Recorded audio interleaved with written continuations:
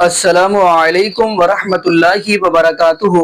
اعوذ باللہ من الشیطان الرجیم، بسم اللہ الرحمن الرحیم۔ الہاکم التکاثر حتی زرتم المقابر۔ جی ناظرین، آج ہم جو ویڈیو دکھانے جا رہے ہیں، ویڈیو تو تھوڑی سی پرانی ہے، لیکن ناظرین یہاں پہ میں یہ بتاتا چلوں، یہ قاری خلیل الرحمن حفظہ اللہ تعالی اور مفتی حنیف قریشی، ناظرین آپ کو پتہ ہے کہ رمضان کا مہینہ ہوتا ہے تو رمضان ٹرانسلیشن ہوتے ہیں، یعنی پروگرام ہوتے ہیں، تو ان کے اندر رمضان پروگرام کے اندر علماء کو بلایا جاتا ہے۔ تو ناظرین بات چل رہی ہے کہ قبر کے اندر نبی پاک صلی اللہ علیہ وآلہ وسلم نے دو قبروں والوں کو اوپر ایک نہ کھجور کا تنا چیر کر ایک ادھر لگا دیا کیونکہ ان کو عذاب ہو رہا تھا۔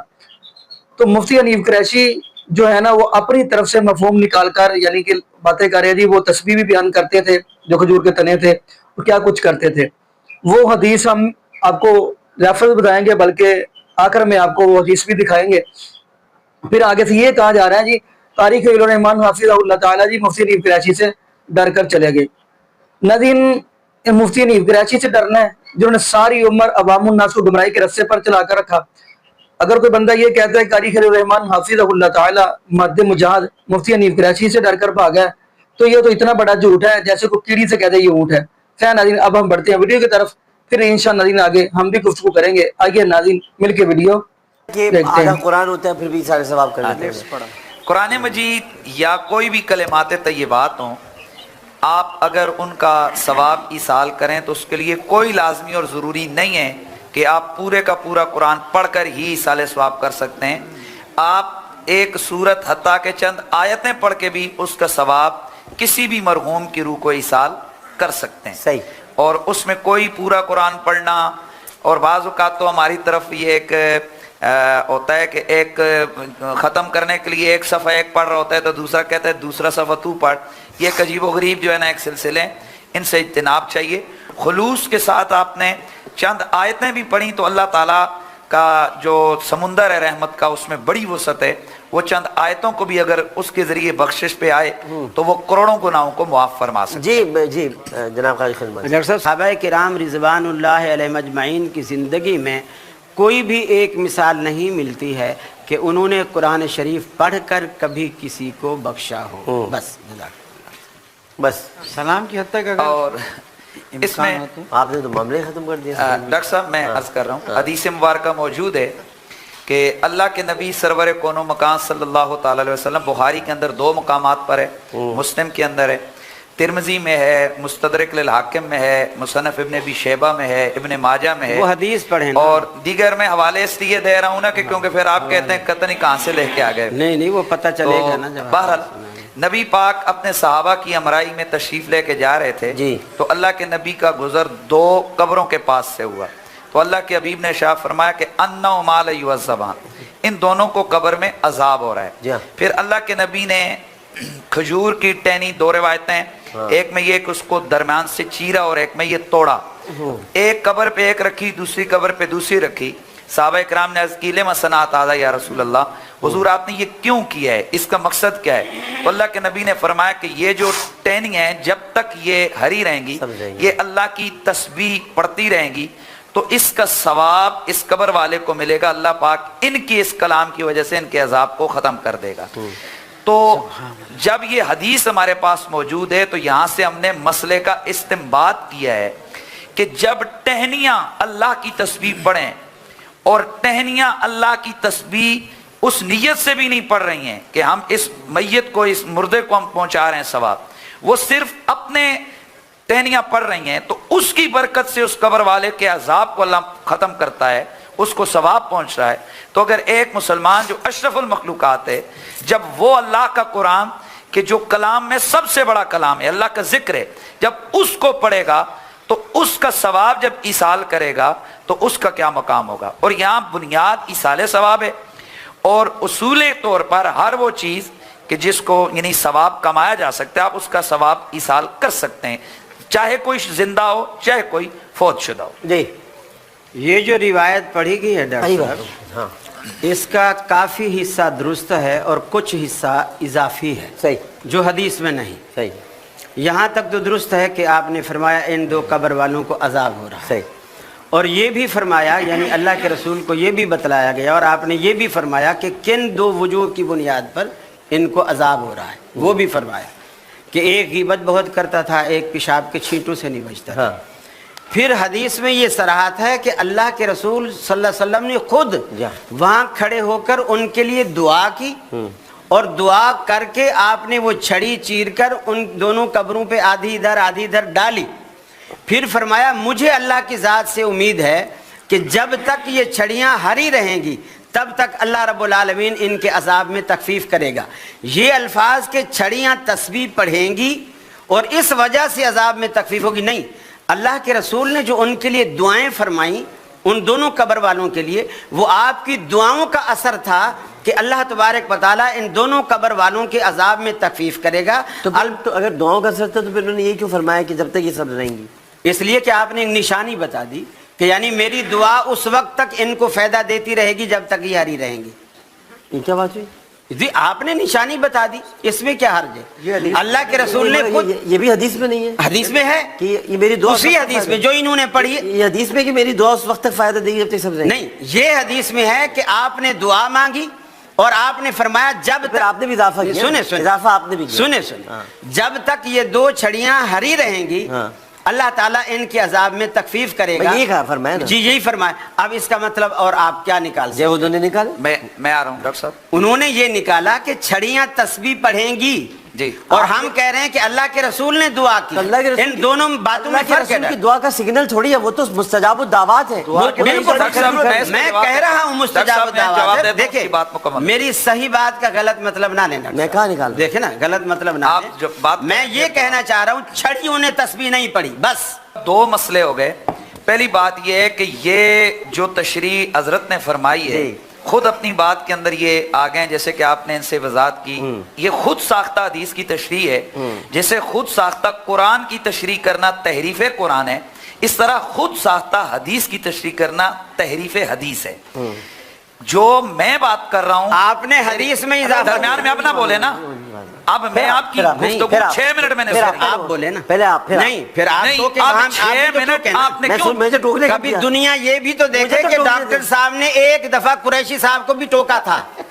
दुनिया को मिसाल तो मिले ना। डॉक्टर साहब ये तो सारी दुनिया कहती है कि हमेशा कारी खलील को टोका नहीं जाता, रोका जाता है। नहीं डॉक्टर साहब कारी खलील से मोहब्बत है, सवाल किया जाता है। डॉक्टर साहब देखे ना, अब पहली बात तो ये है कि इन्हें औरों में हर ऐब नजर आ जाता है, खुद इनको कोई पता नहीं है कि उलमा का अंदाज क्या होना चाहिए। इन्होंने गलत तशरीह की हदीस की, मैं बीच में बोल रहा हूँ। आपने मतन गलत पढ़ा है, आपने मतन गलत पढ़ा है। मैंने मतन गलत, मेरी तो तशरीह पे एतराज है, आपने मतन गलत पढ़ा है। जितनी हदीसों का नाम आपने लिया है जो अभी मैंने सुनवा रहे थे, जो आपने एक दफा याद कर रखी है, उसमें से किसी एक हदीस में दिखा दें कि वो छड़ियां तस्बीह।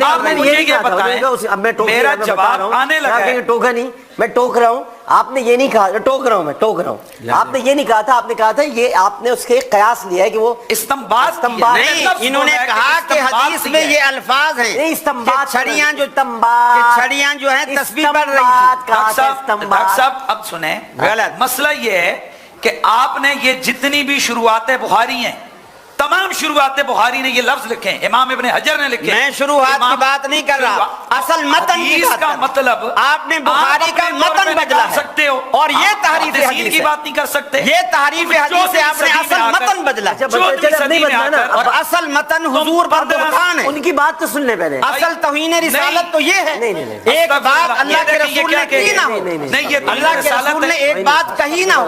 नहीं देखिए ये इसको आपके अल्फाज हैं, अल्लाह के रसूल के अल्फाज हैं, हमें नहीं बोलने। अगर कोई तौहीन रिसालत के अल्फाज, डॉक्टर साहब अल्लाह तबारक व तआला के तौहीन अल्फाज हैं, हमें किसी के लिए हमें किसी के लिए ऐसी बात किसी के लिए करे, हमें किसी के लिए मैंने ना कही हो। मुफ्ती साहब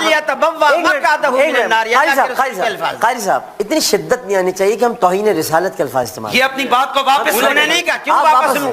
آپ نے توہین गुस्ताख क्यों हो? نہیں फिर دیکھیں मुझे कहते हैं, آپ आप भी अपनी غلط बात بات کر رہے ہیں कोई बात कर रहे हैं आप? قاری ये صاحب، की बात یہ अपने توہین अल्फाज वापस رسالت ले کے गए। الفاظ इसने ड्रामा बनाया بڑے हुआ है। خطرناک الفاظ ہیں، जब भी واپس आपका لے لیں، दिल توہین करते हैं, आप رسالت किसी کی को उठ के انہوں نے कहते کہا مجھے کہ نہیں گستاخ کہا۔ تم کیا ہو۔ کہا ہے؟ اب ابھی کہا، کہا، ابھی کہا تو نا۔ پھر میں کیوں میں نے واپس تو لوں؟ تمہارے آپ نے پہلے رپلائی کہہ دیا نا، میں کیوں واپس کروں؟ آپ نے پہلے توہین رسالت انہوں نے کہہ دیا نا، آپ نے بدلہ لے لیا، آپ نے لفظ اب میں کیوں واپس لوں؟ اچھا، یہ میں شخص کرتا ہوں۔ وہ ڈاکٹر نہ صاحب، کہتے یہ تو شخص پھر جو بات تھی نا۔ ہے جان بوجھ کر غلط بات ہے نا، دیکھیں توہین رسالت کے لفظ ہے، یہ جملہ تو غلط ہے۔ اب آپ دیکھیں انہوں نے کہہ دیا نا، توہین رسالت کی یہ بات کوئی تو بات ہے یہ آپ یہ کسی کو اس بھی قدر توہین اس نے رسالت کے شغل لیے بنایا ہوا ہے ہم سے اس فورم روک رہے ہیں یہ اس چیز میڈیا پہ بیٹھا ہوا ہے، روک رہے ہیں اس چیز کو، بہت میں بھی روک رہا ہوں۔ شدید اس سے لفظ ہے، پہلے کہا شدید الفاظ ہے اور یہ بھی میں بھی شغل بنائے ہوئے شدید الفاظ ہے، شدید الفاظ ہے قاری خلیل صاحب۔ صاحب میری بات سن لیں۔ میسوی صاحب آپ بھی تراشی شدید الفاظ ہے، شدید الفاظ ہے۔ یہ ڈاکٹر صاحب یہ دیکھیں یہ واپس لے شدید گئے الفاظ۔ اس نے توہین رسالت کا یہ اتنی بڑی بات نہیں ہے۔ آپ نے مجھے نہیں کہا، میں نے آپ کے رپلائی میں کہا رپلائی میں ہو گیا نا بدلا۔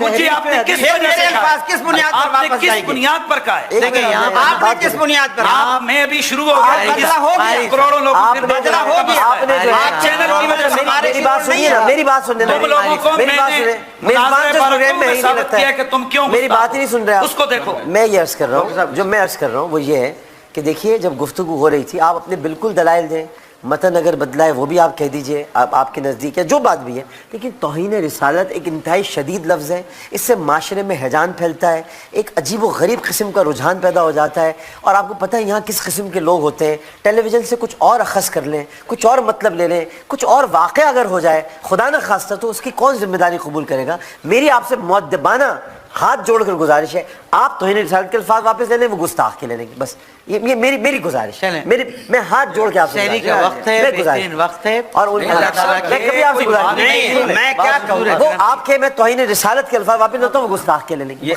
آپ ذمہ دار میں وہ لیں گے واپس۔ ٹھیک ہے جی، اگر میں نے کہا ہے کہ جی آپ نے توہین کی ہے میں اپنے الفاظ واپس لوں۔ بات میں بھی اس کے بعد جو اس کی وجہ سے کہا میں بھی الفاظ واپس لے لیتا ہوں، کوئی ایسی بات اب میری عرض سنیں، پہلے 2 منٹ رہتے شام میں جھگڑا کنٹینیو ختم ہو گیا، شام میں آپ سے بھائی سنیں شام میں ڈاکٹر صاحب یہ نہیں ہے وہ اپنا میسج دے گے مجھے گفتگو سن میری بات کو میسج سنتے ہوئے چلے جائیں بھائی صاحب، اچھا آپ پھر وہ کہے گا میں نہیں پھر میں جواب دوں گا، اس لیے نہیں بالکل دیں آپ آئیں آ کر بیٹھیں یہ تو بات اچھا نہیں بتا دیں مسئلہ یہ ہے جی کہ یہ جو بخاری مسلم نے حوالے دیے حدیث کی کتاب کے یہ آپ تو چلے حدیث جائیں کے اندر واضح موجود ہے اور بہقی اور دیگر حدیث کی کتابوں میں یہ لفظ تسبیح کے بھی موجود ہیں۔ اب دیکھیں میں یہ بات کر رہا تھا اٹھ کے آگے انہوں نے بات چھیڑ دی، اور جتنی بھی بخاری مسلم ترمذی کی شروعات ہیں، امام ابن حجر ہیں، صاحب فتح الباری ہیں، صاحب عمدۃ القاری ہیں، جتنے بھی ہیں ان کے بھی جو بڑے بڑے ہیں انہوں نے بھی یہی لکھا ہے کہ اس کا مطلب یہ ہے کہ وہ جو حضور نے ٹہنیاں لگائیں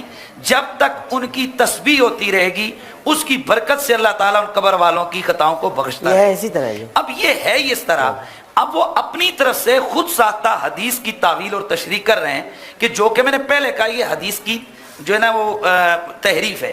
اور پھر ڈاکٹر صاحب ایک چیز اور کہ یہ کوئی انداز علماء نہیں ہے، اس پر بھی بات کرتے ہیں، ان سے بات کریں، یہ آپ ان سے بات کریں، میں کروں۔ انہوں نے تو ایک کھلونا بنا لیا ہے کہ بھائی جب دل کرے آپ آ کر اپنی بات کریں اور دوسرے پہ آپ چڑھائی۔ دیکھیں کل ہماری گفتگو ہوئی ہے اس میں بھی کتنے پیار سے ہم نے بات کی، انہوں نے پھر آگے سے غلط الفاظ استعمال کیے۔ یہ چینل ہے، یہ کوئی آپ اپنے مدرسے کے کسی نشست پہ نہیں بیٹھے ہوئے، چلے ٹھیک ہے میں بھی ان سے کرتا ہوں، یہ آپ ان سے میں بھی کرتا ہوں، آئیے آپ اور بھی آئیے۔ پھر میری بات سنیں جی میں نے اس سے پہلے بھی صرف چینل کی وجہ سے آپ کے پروگرام کی وجہ سے ہزاروں چیزیں ایسی ہوتی ہیں کہ ان کو بھی پتہ ہے، ان کے بڑوں کو بھی پتہ ہے، جن لوگوں سے ہماری بحثیں مناظرے ہوئے ہیں کہ بھئی ہم لوگ مناظرے میں کیا انداز نہیں، رکھتے اور ہیں، ظاہر ہے یہ مناظرے کی محفل ہے، لیکن یہ ہم کتنے پیار سے بات کرتے ہیں، ہونا چاہیے، ان کو چاہیے کہ اس سے ابھی اجتناب اس کو میں ابھی کرتا ہوں، صحیح آئیں آپ آئیے تشریف لائیں، ایک وقفہ لیتے ہیں۔ جی ناظرین آپ نے یہ بڑی مدد فرمائی۔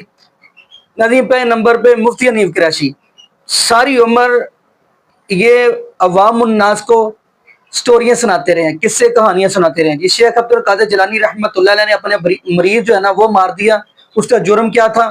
وہ یہ جرم تھا کہ اس نے لوٹے کی ٹوٹی جو کہ بار رکھنے کی تھی، ٹھیک ہے جی نمبر 1۔ کبھی یہ سٹوری سناتے ہیں جی شیخ عبد القادر جیلانی رحمۃ اللہ علیہ نے ان کی خانقاہ کے اوپر بندے اڑ رہے تھے، ان کو اتار کر ان کے زخمی کر دیا، یعنی بازو ٹانگیں توڑ دی۔ ان کے ہاں یہی کچھ ہی ہے۔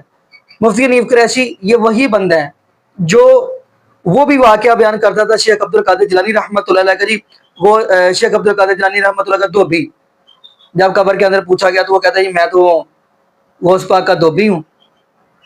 اس بندے نے یعنی عوام الناس کو شرک کے رستے پر چلایا اور قصے کہانیاں سٹوریوں کی طرف چلایا اور اپنی ایمانداری سے بتائیے گا ایک بندہ جو ساری عمر شرکی باتیں کرتا ہو اور شرک پھیلا رہا ہو.